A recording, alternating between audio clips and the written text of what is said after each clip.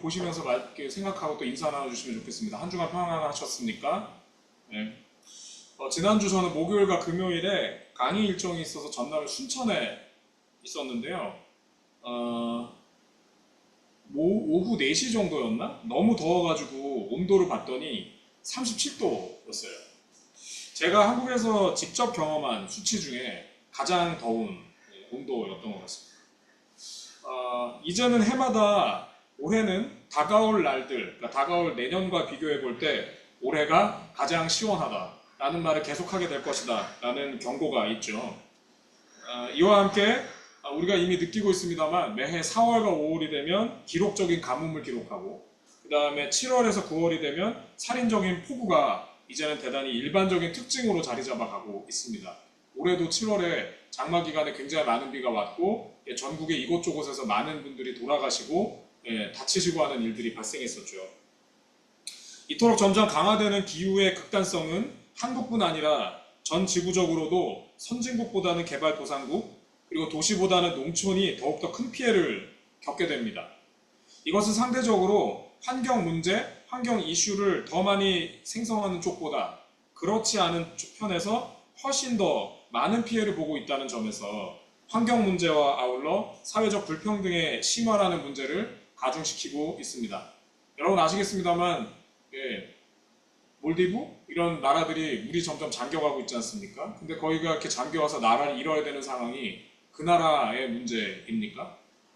그 나라도 국제적으로 환경 파괴를 하지 않는다고 볼 수는 없습니다만 오히려 이 북반구 저희를 포함한 소위 선진국이라고 하는 곳에서 발생하는 많은 환경 파괴에서 그렇지 않은 나라가 더 많은 피해를 입고 있다라는 점에서 이것은 저지르는 이가 따로 있고 그리고 피해를 보는 이가 따로 있다라는 것에서 사회적 불평등이 점점 심화되고 있다라고도 볼 수 있겠습니다.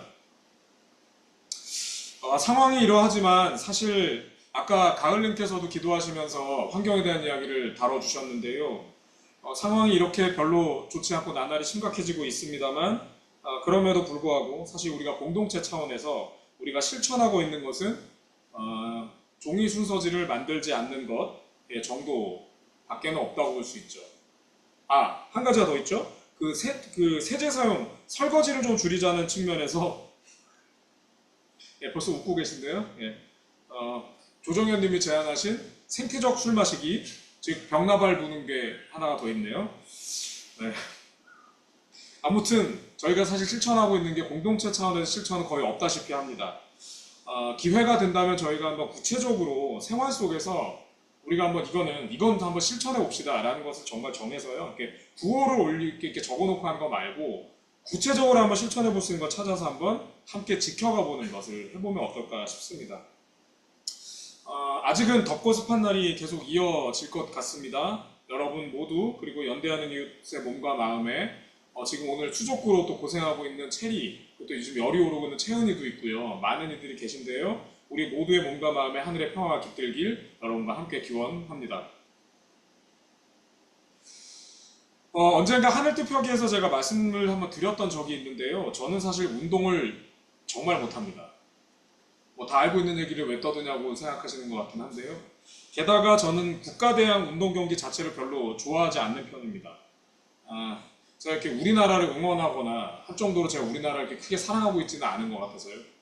그래서 월드컵, 올림픽, 아시안게임 같은 국제대회가 사실은 개막했는지도 모르고 넘어가는 경우도 저에게는 가끔 있습니다.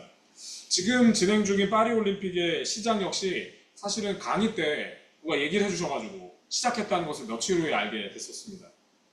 사실 이렇기는 하지만 스포츠가 주는 감동이라는 것이 또 분명 존재한다 라는 것에 대해서는 이견이 없기도 합니다.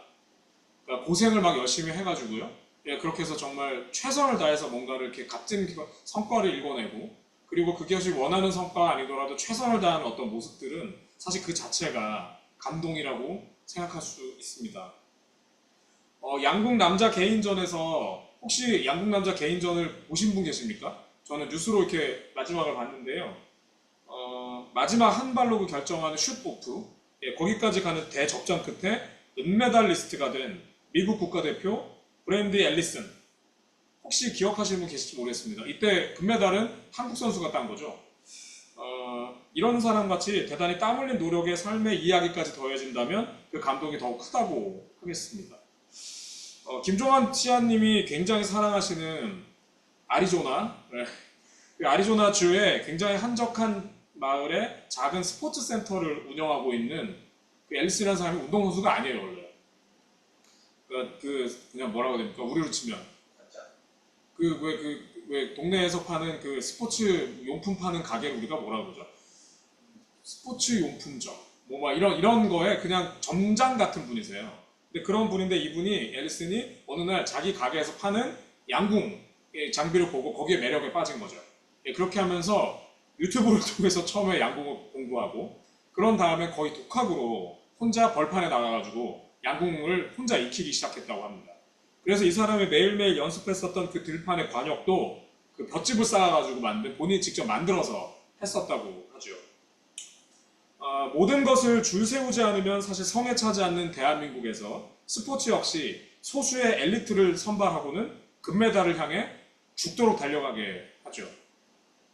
그렇게 양성된 전문인들과 경쟁해서 기적과도 같은 성적을 낸 아마추어 브래디 앨리슨의 동기는 그를 그렇게 움직였을 동기는 하고 싶은 것을 찾아서 굉장히 재미있게 하기라고 볼 수 있습니다. 이번에 뭐 결과는 지켜봐야 알겠지만 배드민턴 그 금메달을 딴 분이 뭐 배드민턴 협회에 대한 문제를 막 이렇게 고발을 해서 뭐 사회적 파장이 있다는 얘기를 들었는데요.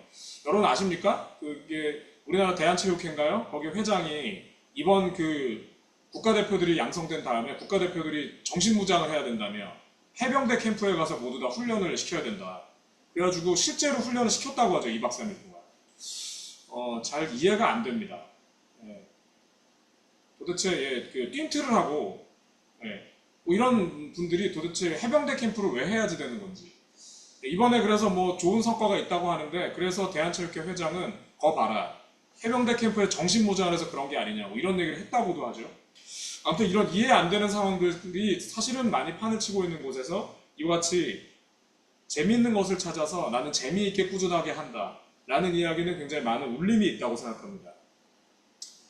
늘 이 같은 감동만 있으면야 더할 나위 없겠지만 그 반대의 경우도 적지 않습니다. 특히 이번 올림픽 복싱에서는 성 정체성에 대한 논쟁이 많이 벌어지고 있죠.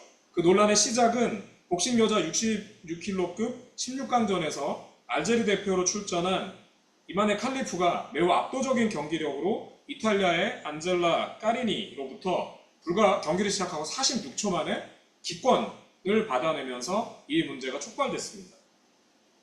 칼리프는 여성 정체성을 본인은 확고하게 가지고 계신 분이지만 XY 염색체를 가진 여성입니다. 패한 안젤라는 경기 직후에 악수를 하려고 다가오는 칼리프를 이렇게 거부한 채 링에서 나가버렸죠. 어제 그 일꾼 씨앗하고 저희 살림모듬 같이 하는 회의가 있었는데요. 그 회의 시작 직전에 이정훈 씨앗님께서 다음과 같은 매우 전문가적인, 복싱에 대해 매우 전문가적인 평가를 남기셨습니다. 우와 씨! 완전 세던데? 한 대 맞으면 그냥 가겠던데? 이렇게 굉장히 전문가적인 그런 의견을 남기기도 하셨는데요. 이에 대해서 패한 측 선수죠. 그 이탈리아 총리 조르지아 멜로니는 남성의 유전적 특징을 가진 선수가 여자 대회에 출전해서는 안 된다라고 하며 칼리프를 비난했습니다. 멜로니 총리는 외국인 차별, 그리고 남성 중심적 정책 등 유럽의 가장 대표적 극우 정치인으로 잘 알려진 인물이죠. 해리포터를 쓴 조앤 롤링도 SNS를 통해서 이런 미친 짓을 끝내기 위해 우리가 무엇을 해야 하냐? 여성 복서가 부상을 당하거나 죽어야 하냐? 라고 말하며 이 비판에 가세하기도 했었습니다. 이에 대해 먼저 가장 쟁점이 되는 염색체에 대해서 한번 생각해 볼까요? 우리 모두가 알고 계시겠지만 여자는 XX, 남자는 XY 등 중고등학교 생물 시간에 배운 이분법적 구분은 이제는 사실이 아니라는 것을 적어도 의학계에서는 이견이 없습니다. 왜냐하면 전지구적으로 이 같은 범주에 포함되지 않는 염색체를 가진 이들이 XXY라던가 XYY라던가 이런 이들이 사실은 많이 존재하고 있다는 것이 이미 밝혀지고 있기 때문이죠. 또 자신은 일평생 남성 혹은 여성이라고 확고하게 생각하고 살았는데 우연한 기회에 사고를 당해서 검사를 하거나 그래서 우연한 기회에 확인해보니 이성애적 구분에 정반대의 염색체를 내가 갖고 있었네? 라는 것을 알게 되는 경우도 굉장히 빈번하게 나타나고 있습니다. 그러니 염색체 하나만을 가지고 남자가 여자 경기에 참여하는 등의 비난은 사실도 아닐 뿐더러 이성애적 구분에 입각한 혐오에 지나지 않습니다. 칼리프에 대한 비난에 대해 캐나다 공영방송 CBC는 다음과 같은 분석을 내놓기도 했는데요. 제가 이렇게 요약을 한 거라 여러분 잘 들어보십시오. 첫 번째, 특정 선수에 대한 성별의 의심이 승리가 압도적이었다, 경기가 압도적이었다는 사실 때문에 또는 패자의 불평과 분노의 근거에서 정당할 수는 없다. 두 번째, 여성으로 태어나서 여성으로만 살아온 사람을 어느 누구라도 너는 여자가 아니다, 넌 혹시 트랜스젠더 아니야? 라는 등으로 말할 수는 없다. 다른 이의 정체성을 마음대로 재단해서는 안 되기 때문이다. 세 번째, 압도적 승리 이후 여성이 아니라는 의심과 비난의 유일한 근거가 지난해죠. 국제권투협회 IBA가 주관한 대회에서 칼리프와 대만의 유팅이 성정체성의 문제로 실격당한 일이 있었다는 것이다. 그런데 왜 이번 올림픽에서 복싱은 권투협회가 아니라 IOC가 직접 권투를 관장하고 있는가? 이것은 IBA 권투협회가 그간의 심각한 비리로 신뢰를 잃고 올림픽에서 배제되었기 때문이다. 작년 권투협회 대회에 성정체성 검사라는 건 역시 문서적 근거가 하나도 없다.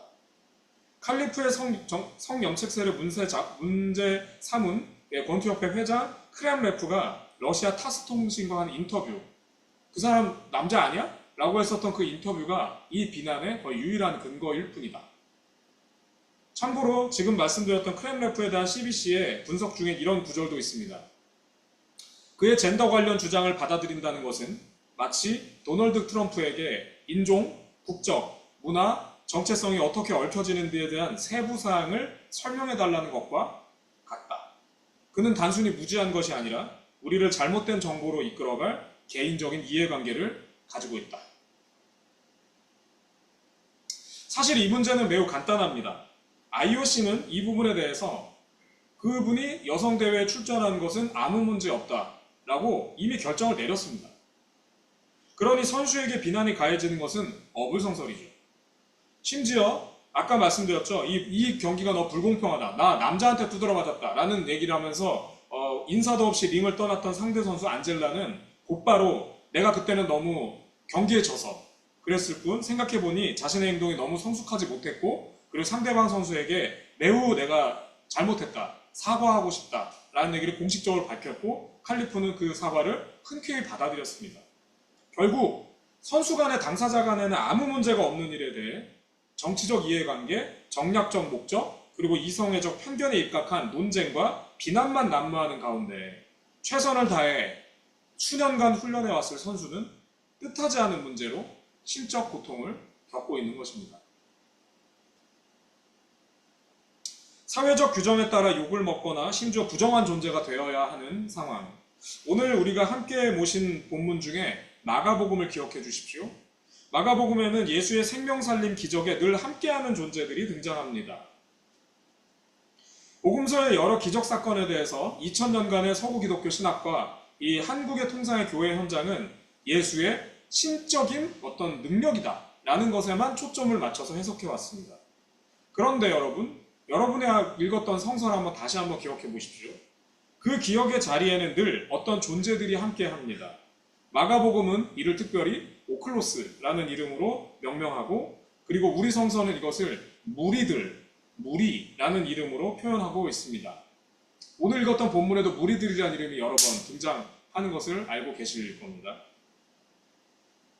이 무리들은 로마 제국의 식민지하에서 시민권을 가지지 못했고, 그리고 유대 종교 권력으로부터는 율법을 제대로 지키지 못하는 더러운 존재라고 비난받아야 했습니다. 율법이라는 종교적, 사회적 규정의 관역에서 비껴간 그 관역은 사회가, 권력이 만든 거겠죠.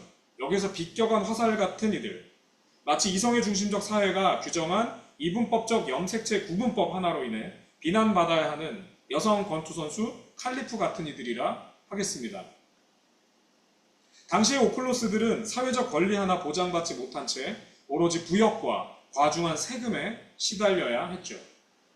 그런데 예수는 바로 이들과 동행하며 이들 속에서 이적을 행합니다.